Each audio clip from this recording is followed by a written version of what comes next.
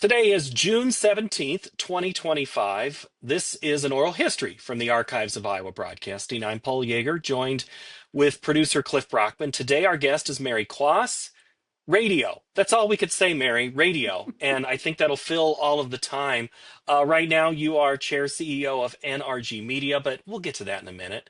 Where'd you grow up, Mary? Well, actually, I was born in Fairfield, Iowa, and pretty much grew up in Iowa, moved to Cedar Rapids after my father died when I was only 3. So I guess I'm more of a Cedar Rapidian than I am any place else on this earth. So and absolutely, I'm so grateful and love the state. So it's kind of nice to be able to grow up and live and work in the same community. So, I'm going to make an assumption that you love radio as well. well, yeah, I didn't plan to get into it. Well, Actually, yeah, how did that start? Where did the spark come? well, actually, it's a quick story. My husband came back from Vietnam.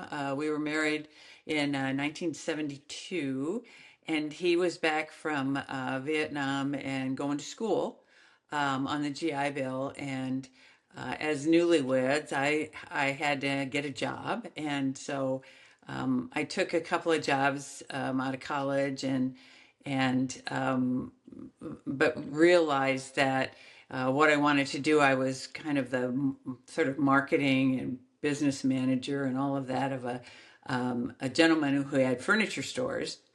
And we had a salesperson who called on us for advertising back in the day. And I said, I'm looking for, something else. If you know of anything, let me know. And she said, well, I think, why don't you think about radio? And I said, well, I never really thought about it. And at that time, radio sales was something that you, very different than today, but you could make as much as you sold.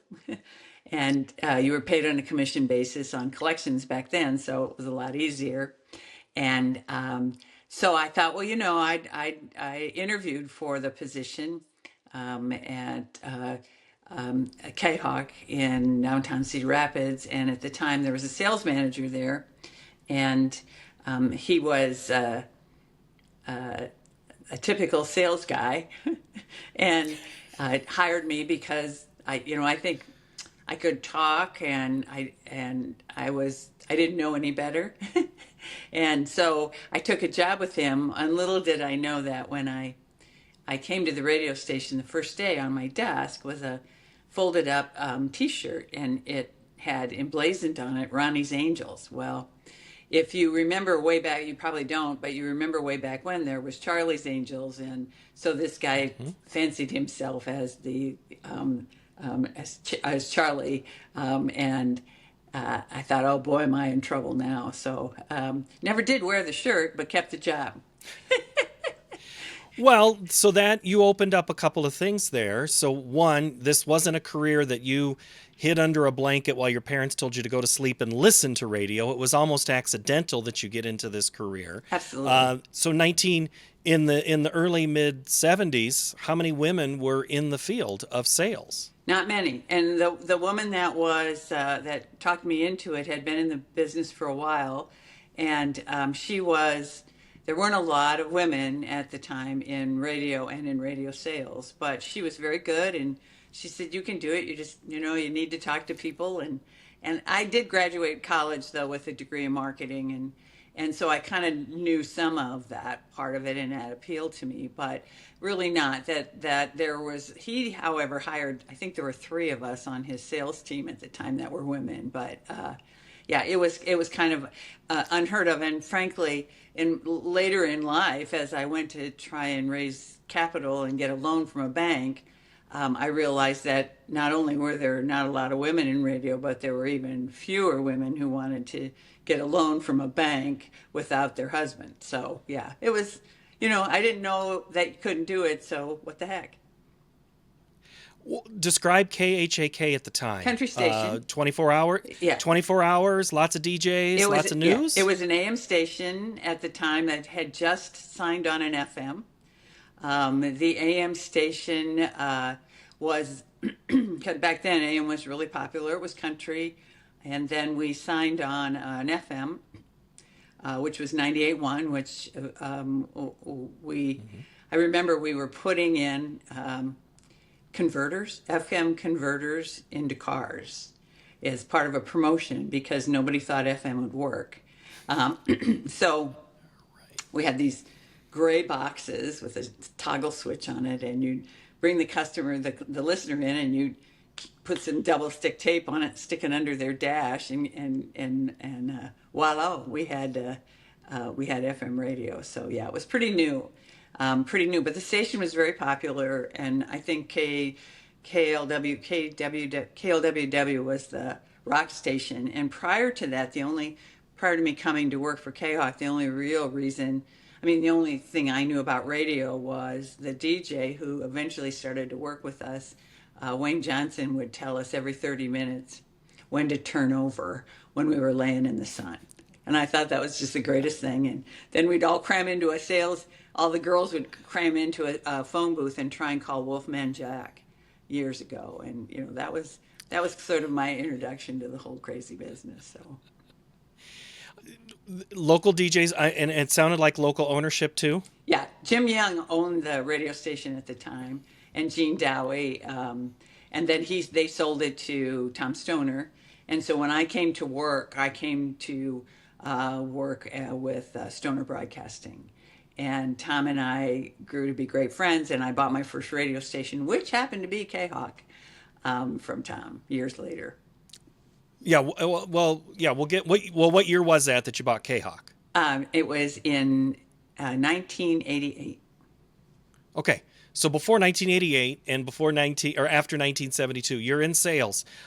Describe sales at that time, because I've always heard. I thought you were going to say not a crumpled up T-shirt, but it was just here's a phone book. Good luck. Yeah, well, was it kind of that way? Yeah, very very accurate. My sales training was Ron took me to the mall, and he gave me a rate card, which at the time was $1 a commercial, and took me out and said, he said, I'm going into this place here, which was a bar. And he went into this bar and he said, I'll be here if you need anything, but otherwise just go talk to people. And that was my sales training. So again, didn't know you shouldn't do it and started that way. But I did have some good help from people that were already at the station, the gal that enticed me to go and other people. And it became local businesses who were trying to get the word out and do all that kind of stuff. It was a really great time because you made a difference in the lives of the people that listened to your radio station. And then you could also help businesses. And so I just learned by kind of doing and then spending time and trying to kind of suck the life out of the other people.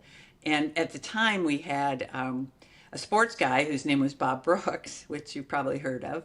Mm-hmm. And Bob was the sportscaster at the time. And Bob was a great guy. And he took his business very seriously, but didn't really know much about sales nor thought we were just a necessary evil. But I learned a lot from all of these guys. And one time, as I recall, he was late it was going to be late for a broadcast, and it was in a hot summer afternoon, and I was in writing orders or whatever, and somebody said, well, Bob isn't back, and he's not going to be back, and there wasn't anybody else there that could do the sports. So the DJ gave me the script. He said, here's what, just read this. So I read it on the air, which was probably, it was the first, last, and only time I had ever had done sports. But it was, and you realize that this is part of a family, and you just go. You just go and you do it, and nobody dies, and so then you do it again. Well, okay, bringing up what Rob, or what Bob, sorry, not Rob, his son, yeah. Bob, I've always heard, the DJs always say that the salespeople tell them, you're not important because really it's the commercial and you just kind of fill between commercials, whereas the DJ thinks the commercials fill between their music. How's that partnership been for you both as a salesperson and now as an owner? I think they're inseparable. I really do, because a great commercial has never brought a listener to a radio station. And conversely, a great radio station was never able to do it unless they were able to pay the bills. So it was, our goal was to make a difference in the lives of the people that we met or worked with and or listened to us. And when you do that, and we were fortunate. I mean, the community was much different then. We had personal relationships. We watched people grow. You talk about Rob Brooks. I remember when he was born, for heaven's sakes, but it was a really great time, and you learned a lot. You learned how to ask questions and how not to, and the beauty about it is, I think, a hallmark of radio and just in general communities back then. People wanted to help you, whether it was your advertiser, whether it was the guys that you worked with. It was all kind of, this is what we do, and it's a blessing that I had of growing up in the Midwest. So what happens after KHAK goes on for a little while, and what was next for you? Well, and so the radio stations, I started in sales, and then Gene Kelly was the manager, and anyway, he died, unfortunately, and then the radio stations, Tom was growing his empire kind of at that point, and I had decided that it would be, I would like to do more than just sell. And I really liked the radio station. I liked the people, and I liked all of that. And he lost a manager, and I said, well, why don't you give me a shot? And so I became the market manager for KHAK, and was blessed with a really good team, that it was always about the team and never about the manager. And they worked really hard. So we did that, and for a number of years. And Tom grew his he grew his company, and he and I were having a managers meeting, right? And I said, if you ever decide that you want to sell the radio station, I want to buy it. And at the time, he kind of went, well, yeah, but they're expensive, and I'm really not, and this, that, and the other thing. Well, then he had another guy who bought it, and he had some radio stations in, I think it was Michigan. Anyway, he came back and he said, look, I just sold, I made an agreement to sell the radio stations, and I'm going to sell it to this guy. And he said it was a great price and all of this kind of stuff. And I'm like, well, okay, fine. Because I'd never done that. What year is this, by the way? This would have been in 1990. It would be like 97, because it was like 98 by the time we were able to do it. And okay. So the gentleman that was wanted to buy the radio station, it was able to make another long story short, he needed to be able to put this station together. They did a like-kind exchange, a three-way sort of exchange back then. So the problem was he was in Dayton, and he decided that he couldn't get this done the right way. He bought the station, but then he wanted to transfer another one.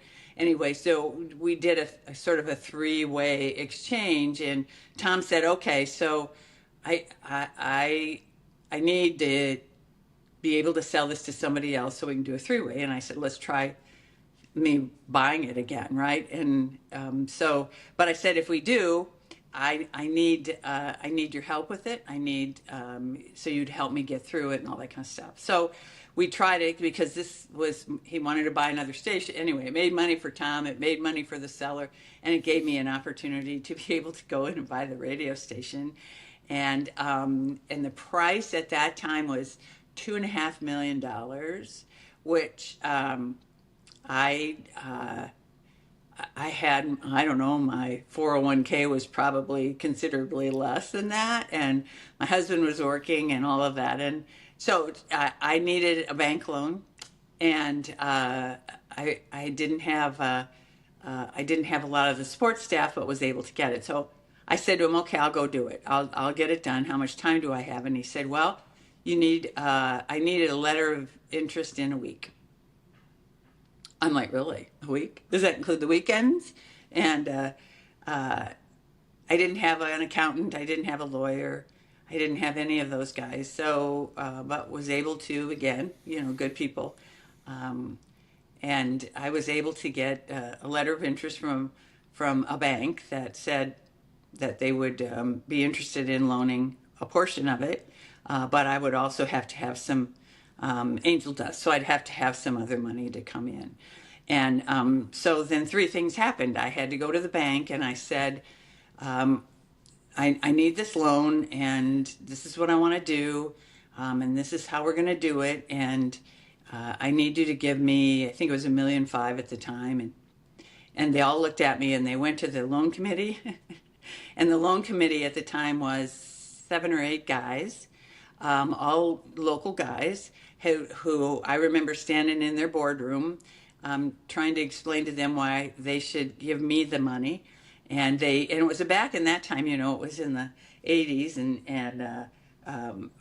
you couldn't ask certain questions like, well, is your husband going to work here? And, is it going to be all of those kinds of questions you couldn't ask? And are you going to have kids? Are you going to have, and I can remember it was like the cartoon where he had all the balloons, the question balloons in the guys. And I said, look, maybe I should do this.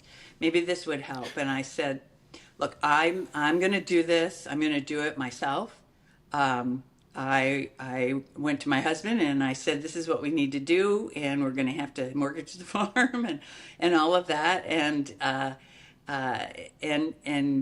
he was great. And he said, well, yeah, I'm in. And he said, but what happens if it doesn't work? And I said, well, here's what happens if it doesn't work. I think we might have the car.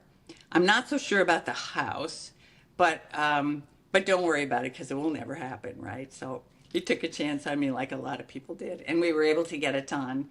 And then I was able to get a local investor for some, and Tom for more of it, and we were able to commence the deal. And it actually worked out really well. So that's how I started, and the best thing about it is we had I flew to Dayton so we could do all of this and sign all the papers and all of that. And that's back when you read all the paper. I did anyway. You read them all. And then you signed everything, yourself. So you had stacks of.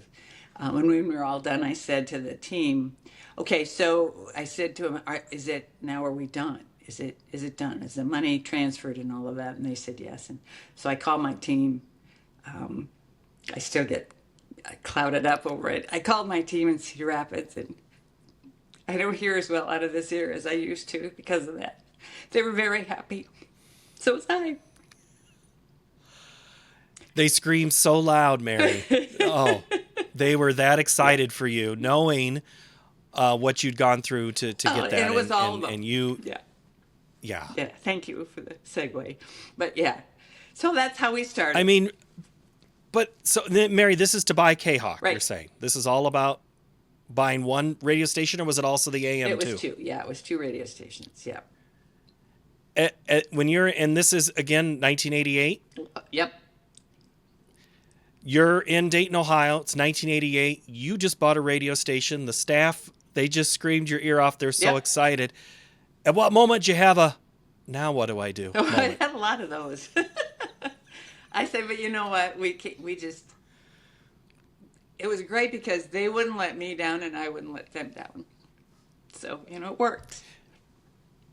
Did you feel, obviously local ownership is important to you, and it was important at the time. You talk about the 3-way setup, and there were rules at that time about, ownership can't be more than this percent in this market.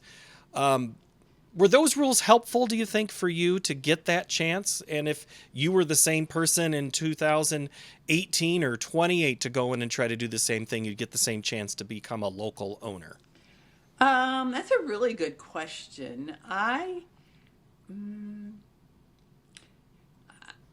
don't I don't think so, because back then it was a situation where um, radio stations were like newspapers, like television stations, that they were really connected to the local community, and it was serving the community and the local businesses that were there. Now, it isn't to say that we didn't have national business and all of that, but and it was kind of cleaner because we sort of had our kind of pods, if you will, right? We all covered a lot of the same things, and we were all friends, but the glut of information was really limited to three outlets or so, or radio, TV, and newspaper.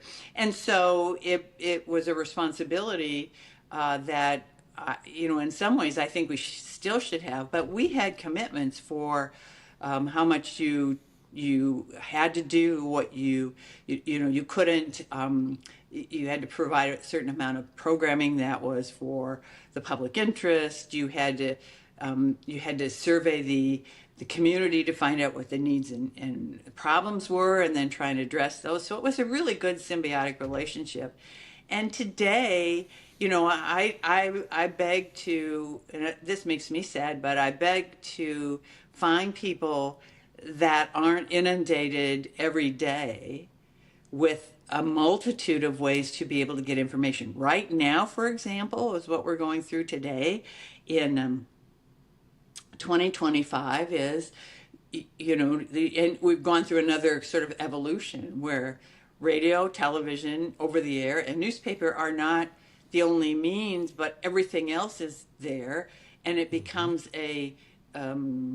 it's what's in front of you and how you're there, and the unfortunate part about it is that we have to be more skeptical now than we used to be, because the truth was, if you went to church with these people, right, or you'd see them in the grocery store, or you do all those things, and you were really a part of the fabric of the communities, in addition to what you did over the air. And today, it is just the pond is filled with a lot of fish, and I just think it's very different. I don't, sometimes I think about, in order to save radio, because we all talk about that now, is do we really need to go back? And again, this is one of those things you think about, back to that really, really, really local, direct contact with your community. Because I worry about businesses, and I've had a business I'm almost 50 years in this business, and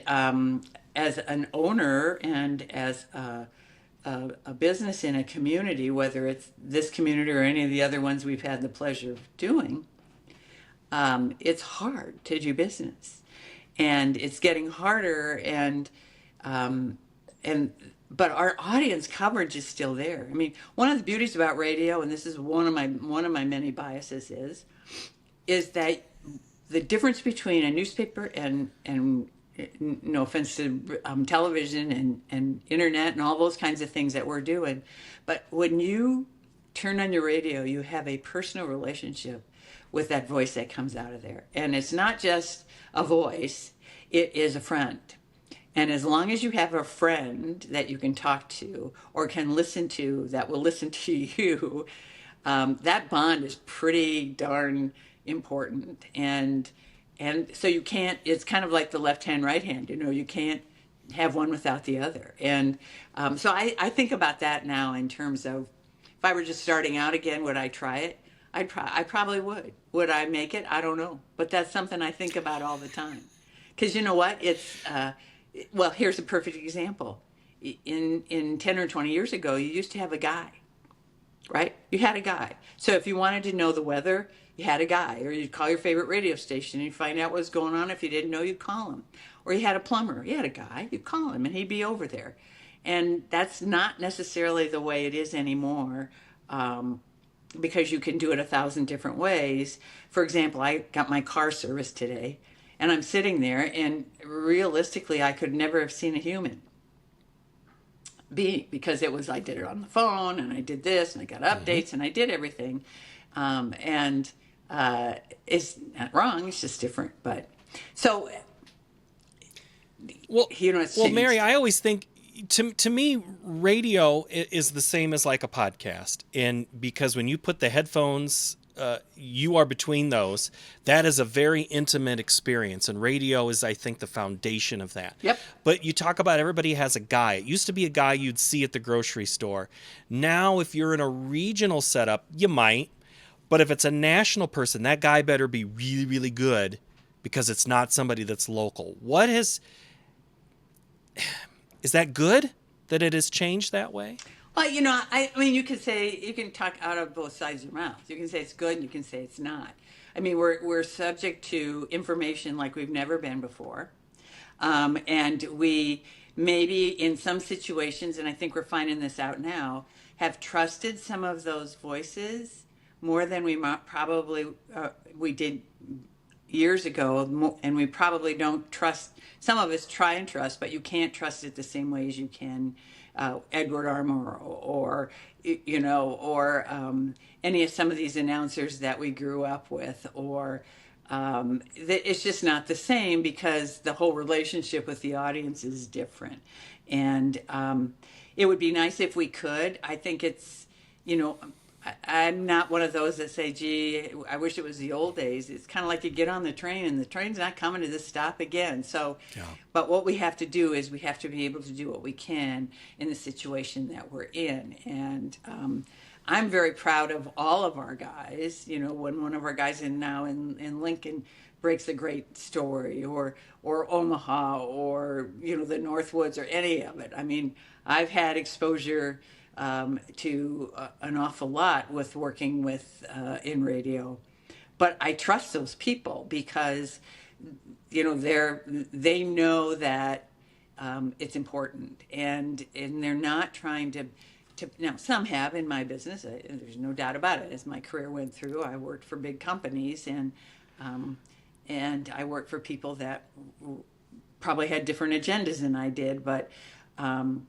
by and large, they're really, they're good people, and because they know that you are friends and you take them seriously. Or have you ever heard a client say, "Well, you told me to do this and it didn't work," and it's like, well, yeah, we told you to do it. We just do it a little differently, but still, that's good. Okay, we have the core values now of Mary Quass.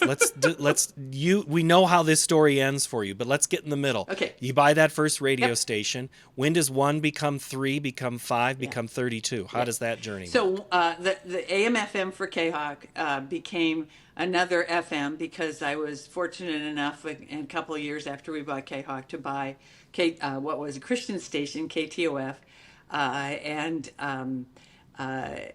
we flipped the format from KHAK AM to KTOF AM, and then we took the FM and we made it into a soft rock radio station. And so that was a few years after all of that. And then the world had this thing called dereg, and we went from those little stations to kind of merging, and so. And back then, and everybody'd love it now, but back then it was the mad scramble to see how many radio stations you could purchase so that you could take it public, so that you could blah, blah, blah. And we were all in that, and I was looking to buy some more stations, and because, not that I wanted to be national, but I wanted to do it, and it seemed like the time. And so in once you get in that pool, then there's a lot of guys out there trying to do this. Well, long story short, I met a guy named Steve Hicks, who he and his brother with Hicks Muse Tate were trying to build a national company with radio stations across the U.S. and was well funded, and kind of made in 1998 kind of made it me an offer I couldn't refuse, because we could see this was going to happen clearly, and that stations that if they didn't do it, then they had to understand what that meant. So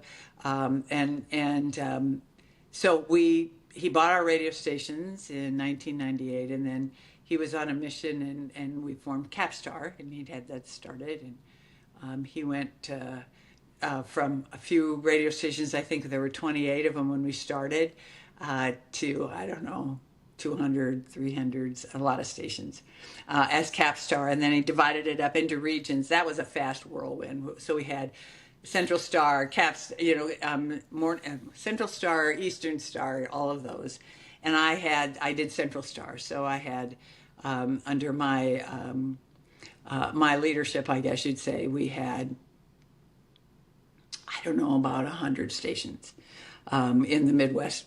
And then that was in 1998, and then in 2000 they took the company public, and it became AM/FM and national, and we got to do the whole ring the bell, do all that kind of stuff on Wall Street, which was kind of fun. But and I, it was a little harbinger of what was to come, because we were in New York, and they had rented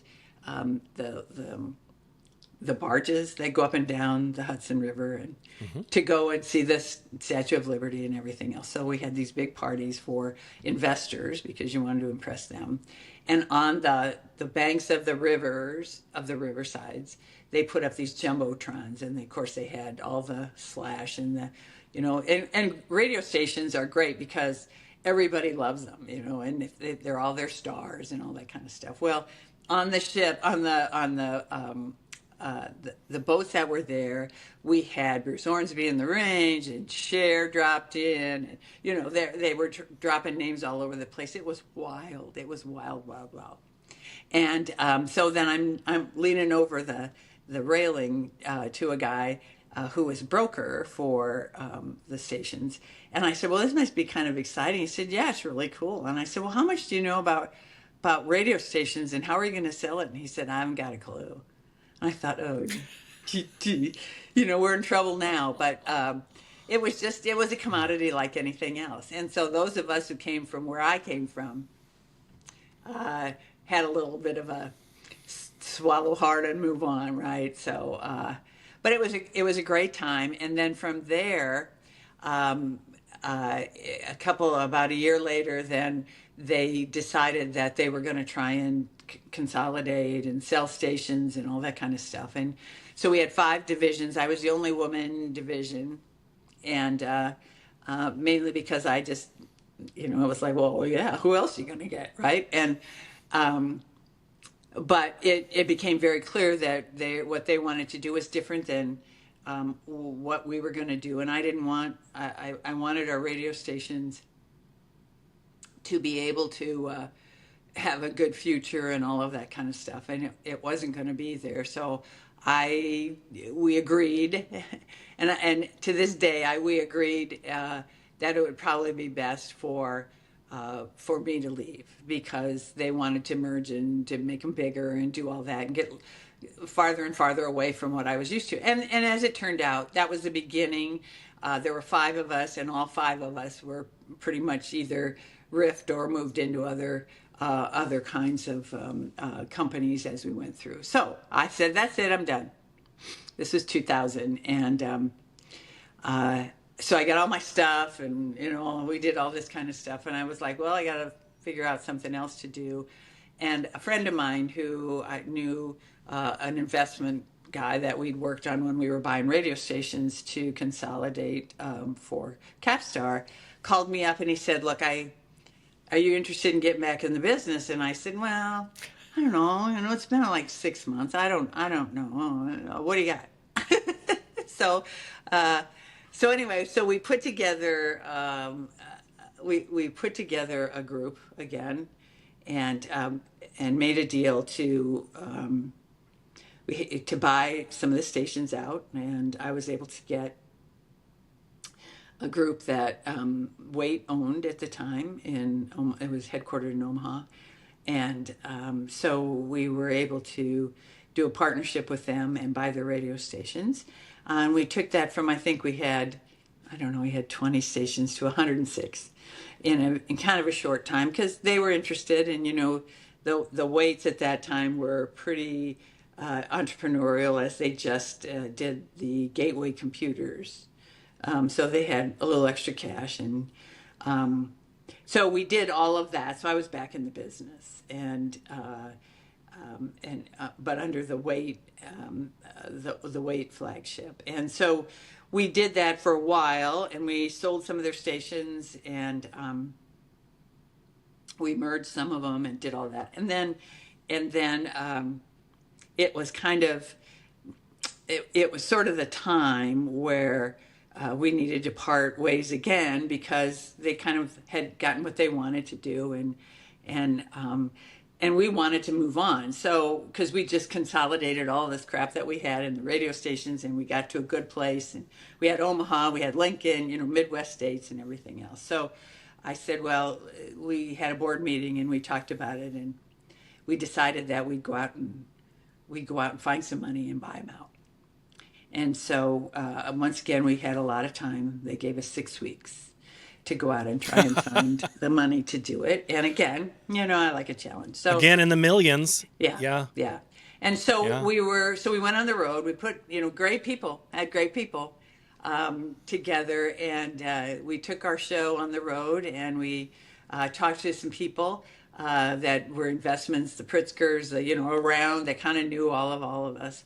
And at the time, I had been on the board of another company that was a startup computer company that kind of was an offshoot off of McLeod, which then became, a big phone company, right, and all that. So, and we were having dinner one night because it was a board meeting, and he looked at me and he said, "Well, how are you going and doing with that and all this, that, and the other thing?" And we were talking about it. And he looked at me and he said, "Well, you never asked me." And I'm like, okay, would you? And he said, yeah. So, he was working for a guy with a big hedge fund that, and the guy was entrepreneurial, a great guy and everything else. So we were able to do that. And we went back to the board in 6 weeks. And we said, well, yeah, if you'll change the price slightly and do this, because, a good salesperson, you got to get a bigger order. And so we were able to do the deal. And so then we parted ways with them. And then we formed what was NewRadio Group. And then we kind of we have the sort of the skeleton of that today in the radio stations that we have in the Midwest. So we're in Nebraska, in Iowa, and in Wisconsin. And great radio guys, learned a lot from all of them. And now we're doing what everybody else does. In the sense of being bigger, or No, what do you mean? And now we're doing over the air, we're doing digital, we're doing, you need it, we've got it, right? So we're doing all of those things, which is great. And it's wonderful, but we still have the magic dust, which I tell everybody is, we got the radio guy. Well, you talk about, when you look at history of radio, everybody pays this attention to how the stations start and get on the air. But in reality, Mary, your career has spanned the supreme local ownership, DJ, news person at all. Cedar Rapids probably had 4 news stations, 4 different news divisions when you started, to now that there's 1 or maybe 2.5 or whatever it is. Things have changed. Which of all of those changes has been the best and the most, that happened for you? The best was, I think it was being able to get a group of people together to make a difference in a community that they serve, right? And so all of those things mattered, right? Not just from the standpoint of internally, but in the standpoint of the businesses, and the communities that we serve. And the worst part right now, I think, is, because there's so many things. We get, I know the name of the UPS guy, and, my dog knows that she gets treats from this one, and, all those kinds of things. But the thing that I still love making calls on a local level whenever I'm in the market, to be able to talk to these people about what their concerns and their problems are. And I do think that, like everything else, change, we don't sell buggy whips anymore. So change is hard. But the other part about it is that I think the choices and the time frame in which you have to make those choices has been very compressed. And sometimes I think right now, it's not wrong, because I think we've built, I'm on a bank board, and I'm on a hospital board, and all of those kinds of things. but that I watch what these people have to do, and I watch how everything changes, and it's great. I mean, you just look at the medical community, all this stuff. But the thing that just makes me tired is that we've forgotten why we're here. It's not about the money. It's not about the power. It's not about any of that kind of stuff. It never was.